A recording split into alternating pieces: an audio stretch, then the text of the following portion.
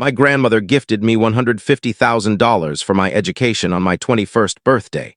But the following day, my parents insisted I hand it over to clear my reckless brother's debts. At dawn, I packed my things and vanished. Hello, everyone.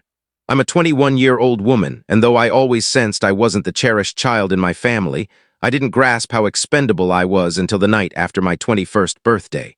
That was when I gathered my belongings at 5 a.m. and left my childhood home forever, carrying just 2 suitcases, a laptop, and a folded note from my grandmother that would transform my life. Let me explain. My name is Clara. I grew up in a modest 2-story house in northern Michigan with my mom, dad, and older brother, Ethan, who's 25. You know the classic golden child archetype from films? That was Ethan, star quarterback, dazzling grin. Always excused, even when he wrecked Dad's car at 17 while intoxicated. Meanwhile, I was the dependable one, the one who earned straight A's but got scolded for studying too much, the one who taught herself to cook because Mom wouldn't, the one who was constantly ignored. My parents made it clear they didn't expect much from me. They told me to be practical when I applied to college. When I got accepted to a prestigious state university with a partial scholarship, Dad snorted and asked who'd cover the rest. It was my grandmother, Grandma Esther, who always had faith in me. She was my dad's mom, but she'd whisper to me that I reminded her of her younger self. She'd been a nurse, sharp and fiercely self-reliant. When I was 12, she handed me her old stethoscope and said, "Don't let anyone define your value, kid. You define it." On my 21st birthday, I wasn't expecting much fanfare. My parents didn't care much for birthdays unless they were Ethan's. For his 21st, they booked a fancy venue and gave him a shiny new pickup truck. For mine, I got a plain sponge cake and a half-hearted, happy birthday, I suppose, from Mom. But Grandma Esther arrived with a thick envelope.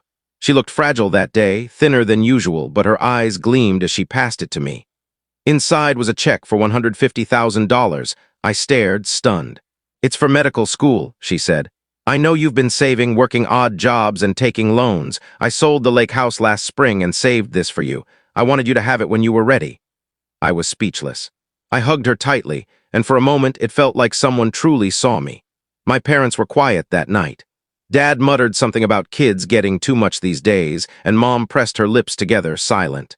Ethan was on his 4th beer by the time we cut the cake, grumbling about a bad week because his latest stock market gamble had tanked, as usual. But the next morning, everything shifted. I was in the kitchen grabbing cereal when Dad walked in, arms folded. "We need to talk," he said. I looked up. "About what?" He sat across from me, his face stern. "Your mother and I believe the money your grandmother gave you should be used differently." I blinked. "Differently? She gave it to me." "For the family," he corrected. "You don't need all that money, Clara. Ethan's in deep trouble. He owes $90,000 in overdue rent and loans. If we don't step in, he could end up in jail." I was floored. "That's not my problem." Mom walked in then, clutching her coffee like a shield. "Don't be so self-centered," she snapped. "Ethan's always been there for you." "When?" I asked, genuinely puzzled. She dodged the question. "We just need most of it. You can keep $20,000 for your little school dreams." My heart raced as I stood. "It's not your money." Dad slammed his hand on the table. "Everything in this family is shared. Ethan's your brother. We raised you." "No," I said softly. "Grandma gave me that money because she knew you'd pull this." Mom scoffed. "Think you're above us now, don't you?" I didn't respond. I just turned and went to my room. That night I couldn't sleep. Around 2 a.m. I overheard Ethan shouting downstairs. He'd learned I refused. He called me a selfish brat, said I'd never amount to anything, and claimed Grandma only gave me the money out of pity. That was when I decided I was done. At 5 a.m. I quietly packed my bags, taking the check, my IDs, my papers, and a few clothes and books. I left a note. "I'm not your fallback. You've shown me I mean nothing to you. Goodbye." Then I walked out. No scene, no shouting, just quiet. The next few weeks were a whirlwind. I crashed at my friend Sophie's apartment in Ann Arbor, a 22-year-old friend, while I set up a new bank account and deposited the check. I changed my phone number and redirected my mail. My parents called relentlessly at first. Then Ethan sent a furious email saying I was dead to him and that Grandma would be ashamed. I didn't reply. But then Grandma Esther called me 3 days later. She was calm. "I figured they'd try to take it," she said. I asked how she knew. She sighed. "Because I raised your father, I know how entitled he is. But Clara, that gift is yours. Don't let them pressure you. You earned it." I broke down after that call. It was the last time we spoke. 2 weeks later, she passed away in her sleep peacefully, they said. At her funeral, I sat in the back, not with the family. My parents shot daggers at me the whole time. Ethan didn't even glance my way. When the will was read, I learned Grandma left me her jewelry and a letter. In it, she wrote, "If you're reading this, you held your ground. I'm proud of you. Use that money wisely. Build a life that's yours." I still keep that letter in my bag. Now, 7 months later, I'm halfway through my first year of med school. I rent a tiny studio, live simply, and feel freer than ever. I haven't spoken to my parents or Ethan since. Sometimes I think about that morning, how still the house was, how the birds were just waking as I stepped outside. That was when I reclaimed my life, but this isn't the end. Yesterday, I got an email from a family friend. Apparently, my parents are in trouble. Ethan's facing legal issues again, and they're trying to reach me. There are voicemails, texts from blocked numbers, and even a letter sent to my school. Now I'm deciding whether to respond or let them face the consequences of their actions. It's been nearly 8 months since I left home. 8 months since I stood under the faint morning sky, a suitcase on my shoulder and Grandma's letter tucked in my coat. 8 months of silence until now. The letter that arrived at my med school mailbox was typed, strangely formal, and signed by my mother. "We miss you, Clara. We'd like to talk. Your brother is facing something serious and we think you could help. Family stays together. Please call." That was it. No apology, no recognition of what they'd done or said. Just a vague, gentle plea masked as concern. I sat on my small bed in my cramped studio apartment, staring at it. Sophie, now my best friend and roommate, walked in with takeout and noticed my face. "What's wrong?" she asked. I handed her the letter. She read it, her eyebrows climbing. "Oh, no way," she said. "I know that tone. That's not 'we miss you.' That's 'we need you to fix something again.'" I laughed, but it was hollow. "They never miss me when I'm struggling," I said. "Only when they need something." That night, curiosity won. I unblocked Dad's number briefly to check voicemail transcripts. There were 3 from the past week. One was Mom, sobbing, saying Ethan had been arrested for fraud. Apparently, he'd been running a shady online scheme that finally caught up with him. The second was Dad, blunt, saying Ethan's legal fees were over $120,000, and they'd already sold their car and taken a loan against the house. The third was Ethan himself. "Hey, look, I know we said things, but this is bigger than us. I need you to step up. You have the money. We're sinking."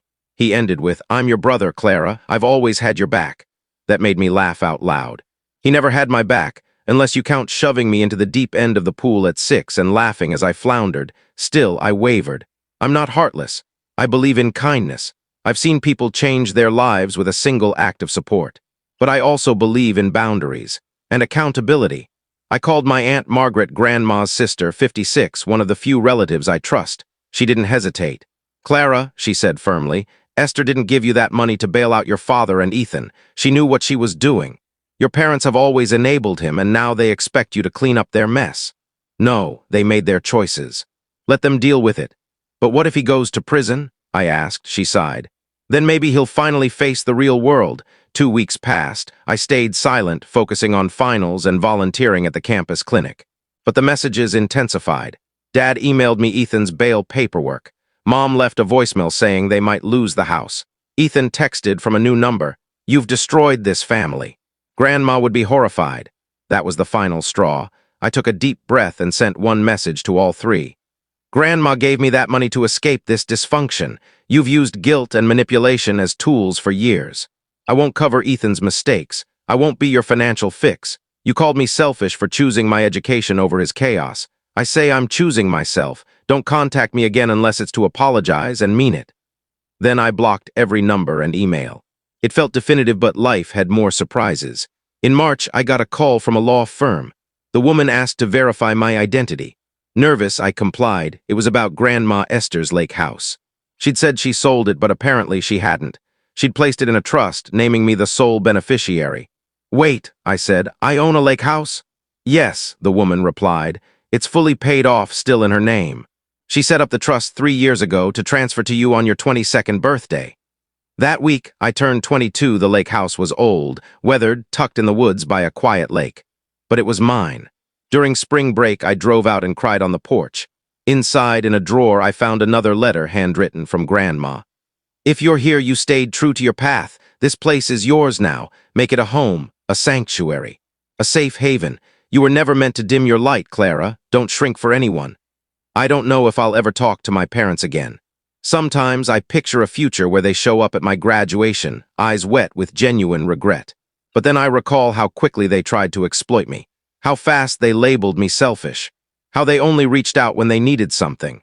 Ethan pleaded guilty, getting community service and a hefty fine, not jail, but enough to hurt. My parents sold their car and refinanced their house to keep him afloat. Meanwhile, I'm here, 2 years left in med school. I work part-time at a clinic. I visit the lake house when I need calm. And I sleep soundly knowing I didn't cave, that I claimed my life and walked away from people who saw me as a resource, not a daughter. Not every story ends with vengeance. Sometimes the best ending is peace. And finally, freedom.